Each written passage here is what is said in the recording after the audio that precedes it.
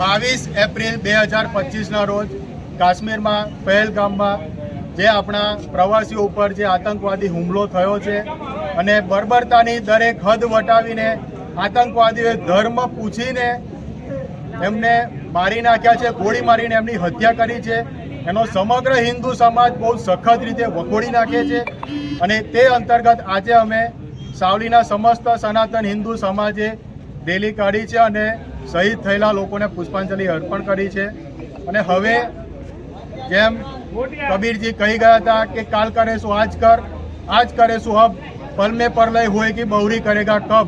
તો હવે સમય આવી ગયો છે કે અમને કોઈ પણ જાતની ચર્ચા વિચારણા કર્યા વગર, કોઈ પણ જાતનું ઇન્ટિમેશન આપ્યા વગર એકદમ શૂટ એન્ડ સાઇટના પદ્ધતિ પ્રમાણે એમને પૂરું કરવાની આજે પરિસ્થિતિ આવી ગઈ છે.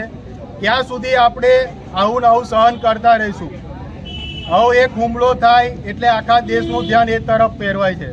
આજે સમગ્ર દેશમાં દરેક યુવાનો, દરેક વ્યક્તિઓ પોતાનો વિકાસ કરવા અને દેશની ઉન્નતિ કરવા માટે મથી રહ્યા છે, પણ આવું કંઈ ઘટના ઘટે છે એટલે કમસે કમ દેશ 5 વર્ષ પાછળ પડી જાય છે.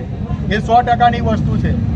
દરેકનો ધંધો રોજગાર પણ આમાં ઇફેક્ટ થાય છે અને જે પરિવારો પોતાના વહાલા સ્વજનો ગુમાવે છે એની પીડા તો અસહ્ય હોય છે અને તેને કોઈ શબ્દોમાં વર્ણવી શકાય તેમ નથી.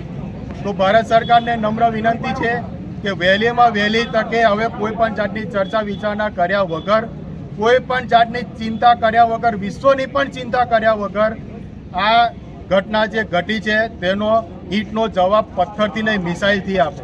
ભારત માતા કી જય.